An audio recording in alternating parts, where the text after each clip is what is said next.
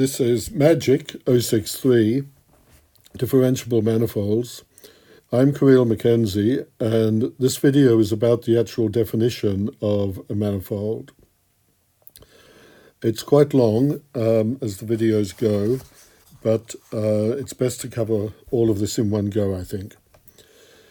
So we start with a set, and we want to introduce coordinates into that set.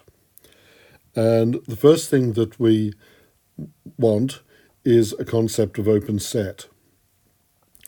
And I'm assuming that everyone's familiar with open sets in Rn, and probably a lot of you are familiar with metric spaces, the concept of a metric. And there's a general concept of open set defined for any metric space. And if you're familiar with general topology, then that's even better. But all we actually need is the three basic properties of open sets. In our set M, that'll be that the empty set's open, M itself is open in M, the intersection of finitely many open sets is again an open set, and the union of any collection of open sets is open. That's any collection, uncountably infinite included, of open sets is an open set. And these are the basic definitions, the basic axioms for a topological space, but we don't actually need to think about the development of general topology. We just need to know these basic properties of open sets. And for most of the time, you can actually have Rn in the back of your mind. We'll see about that as we go on. So as it says here, this can come about by defining open sets directly. That's by saying let us have a topological space on M, a topology on M, or a metric on M. Spivak uses a metric. The only thing to be aware of with that is that if you're actually headed towards Riemannian geometry, you mustn't think of it in terms of a Riemannian metric. A Riemannian metric is defined in terms of inner products on the tangent spaces, and that's the definition. And once you've started with that, you have to define concepts of geodesic, you have to prove a Hopf-Reno theorem, and there's quite a lot of work before you actually get to a metric in the sense of a metric space.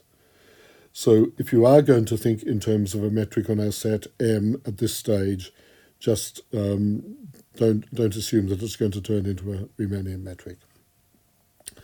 Okay, next thing, a chart for M, and I'll usually write it like that, probably with a subscript, where U is an open subset of M, is a bijection, that's to say 1 to 1 and on 2, from U to phi of U, the image, such that phi of U is open in Rn, in the ordinary sense, and such that phi from U to phi U is a homeomorphism.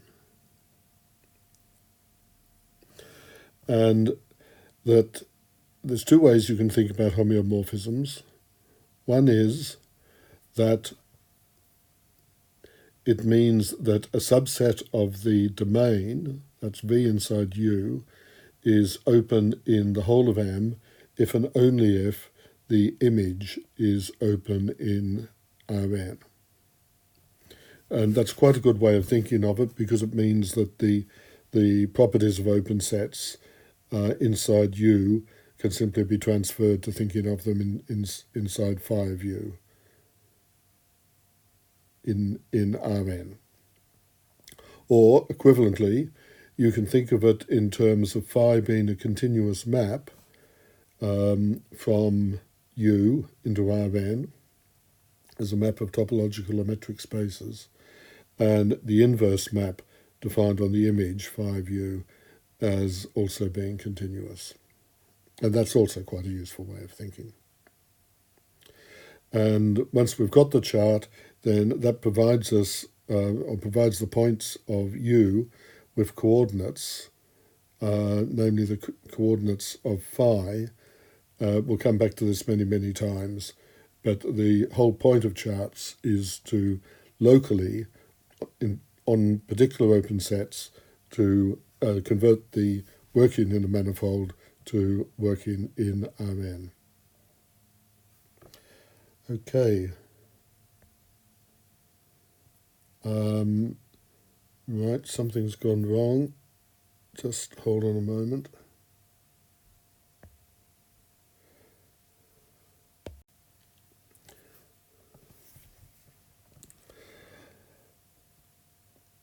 So that's an individual chart.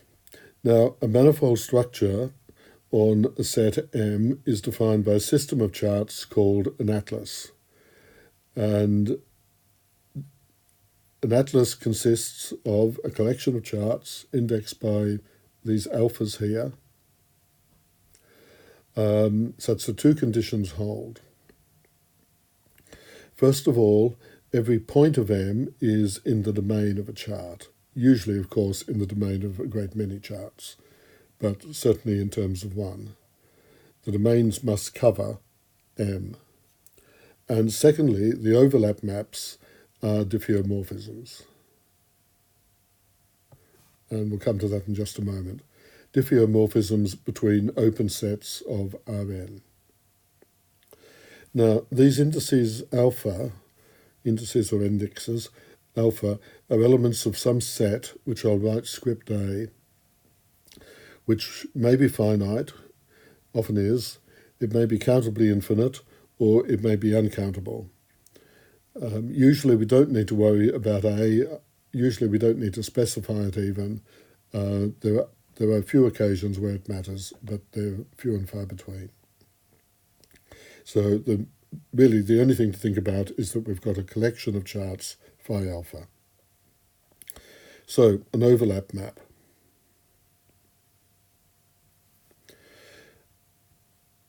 This happens when the domains of two charts intersect, overlap.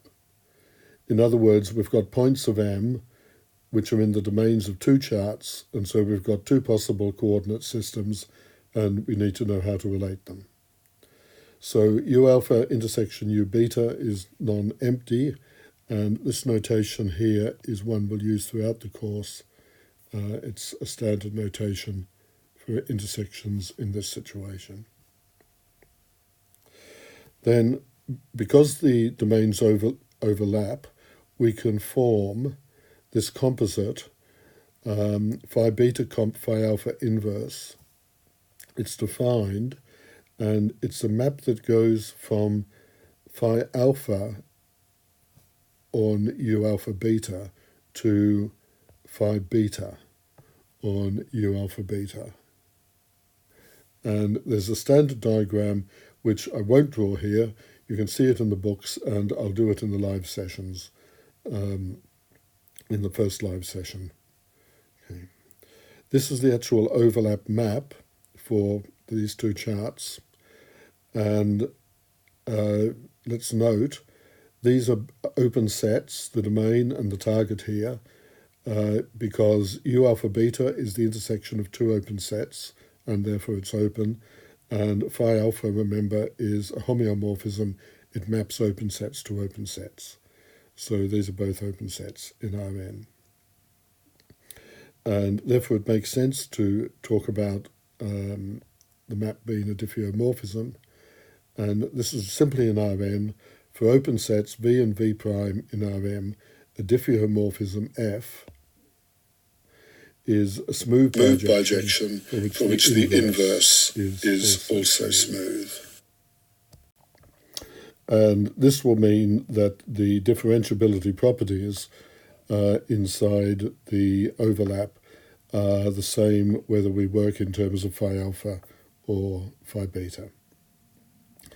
It'll turn out that differentiation, and for that matter integration also, can be defined in a way that's independent of the choice of coordinates.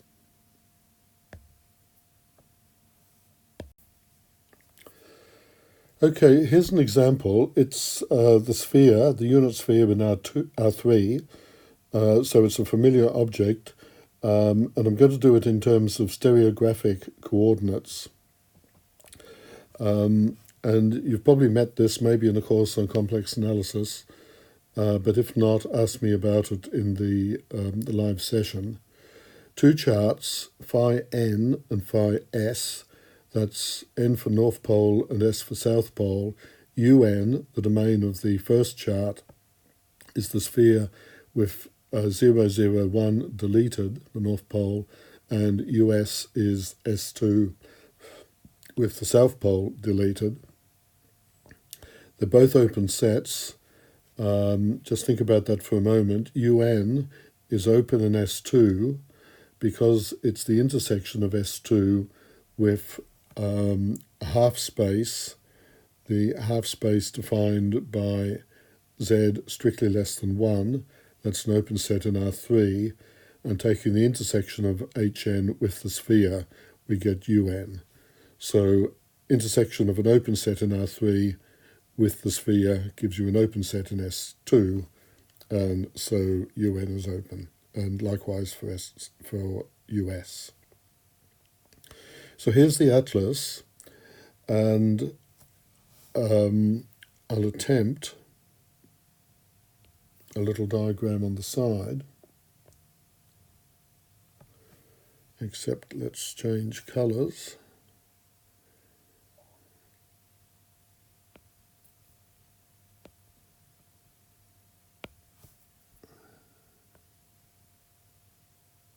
There's our sphere. Not a very good sphere, but let's go with it for now. There's the North Pole. If I take a point on the sphere, which isn't the North Pole itself, then there's a unique straight line that goes from the North Pole through my point, goes down and hits the XY plane somewhere here. Or in fact, I'm going to make it the UV plane. And just doing very basic geometry from XYZ here and 001 here, we get the point UV with no Z coordinate, and that's this point here. Okay, now I'm swapping back. Yeah. So that's my chart. Phi n of XYZ is equal to those two. That's an element of R2. And you can see from the diagram that every point in R2 corresponds to a point in UN. It's a bijection, and working out, here's the formula for the inverse from UV in the plane to that point on the sphere.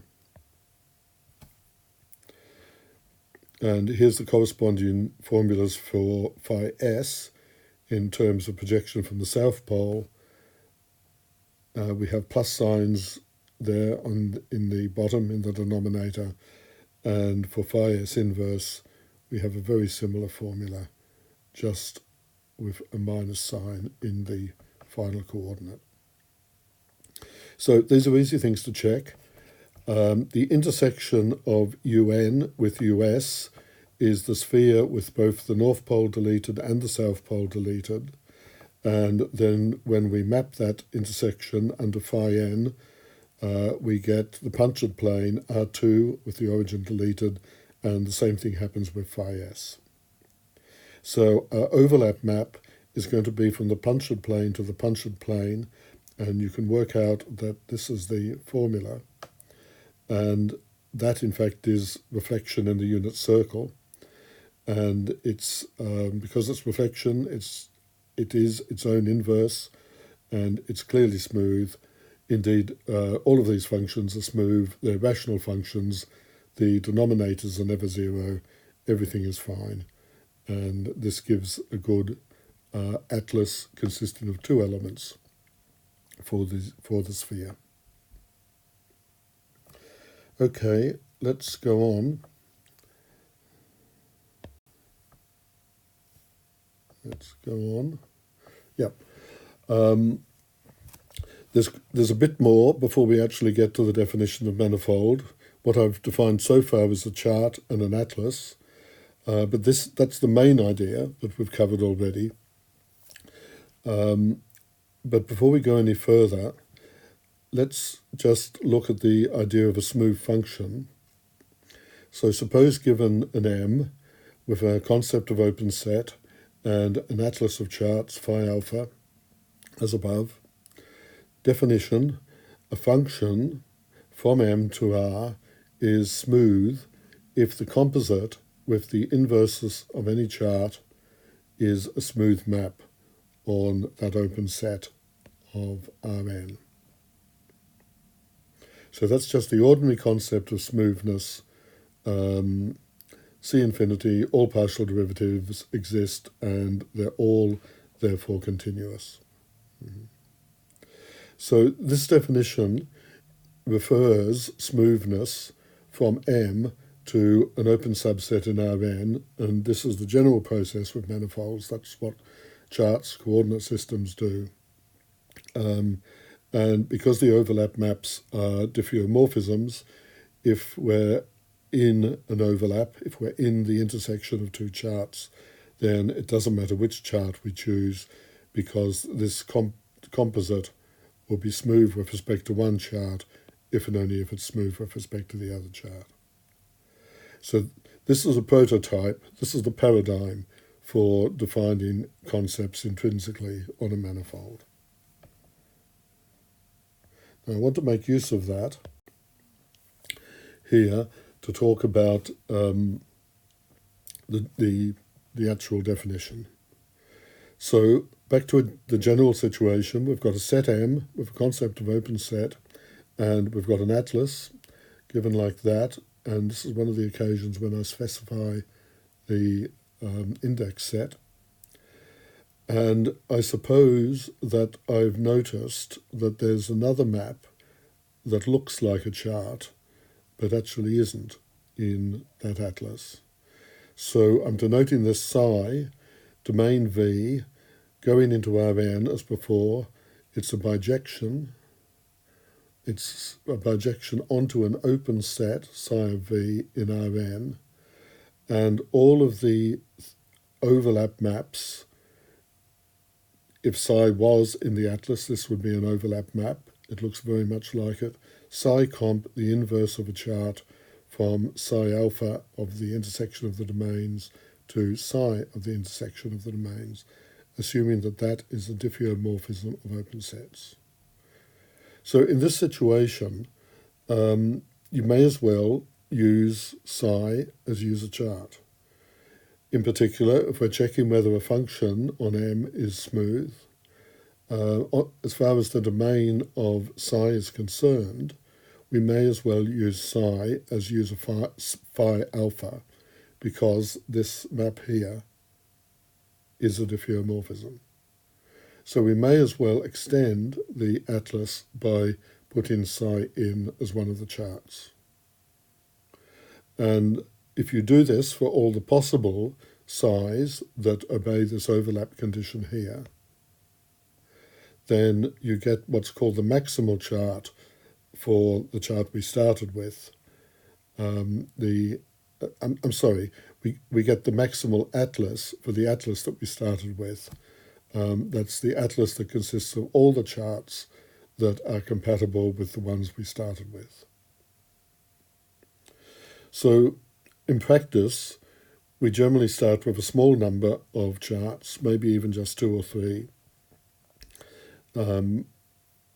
But no matter how complicated the manifold is, it will usually be a finite number. But we will want to be able to take restrictions of those charts and treat them as charts, and that's covered by this situation here. And we will want to take other maps that are compatible with our charts. So, for example, with the sphere, of course, we might want to take a spherical polar chart. And you can check directly that that's compatible with the stereographic charts of the previous frame. So here's the definition. Suppose we're given 2 atlases, psi alpha, I beg your pardon, phi alpha from U alpha to Rn, alpha in script A, and psi beta from V beta, beta in script B, to atlases on M. They're equivalent and they define the same manifold structure on M if they have the same maximal atlas. So that's the sense in which defining a smooth structure on the sphere by stereographic projection and defining it by spherical polars gives the same smooth manifold structure.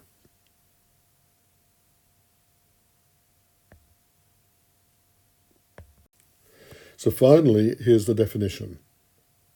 A smooth manifold is a topological space M. That's to say we've got a concept of open set that obeys the three conditions. A topological space M together with an atlas, written in the usual way, for which the topology is Hausdorff and paracompact. Okay, so I haven't mentioned these before. First of all, this word smooth. A lot of people say C infinity, and I will from time to time. A lot of people say differentiable, as in the name of the course. I generally go with smooth because it's a short word and it's easier to type, whereas C infinity involves typing a superscript. These are very small considerations, but for most people, all three of these words are equivalent, and I'm going to treat them as so. Some authors use smooth or differentiable to refer to C2, or conceivably some other CK, but C2 is the most common alternative. It ensures that second derivatives exist and are continuous, but we'll stick with C infinity. The Hausdorff, this is a very standard condition.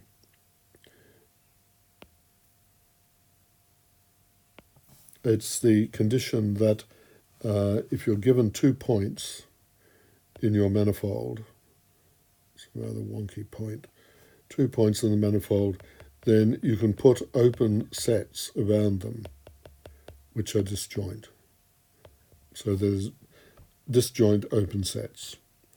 It's a separation axiom. It's the most common. There's quite a lot of separation axioms if you go into the subject. And it's an almost universal condition. However, if you do go into foliation theory or some aspects in Poisson geometry or some other specialist fields, then it is necessary to use non-Hausdorff manifolds. And that's rather a complicated subject, and I won't go into it. Paracompact, this is quite different. I'll come back and talk about this in a later video. It's a technical condition that ensures that any manifold will have many smooth functions.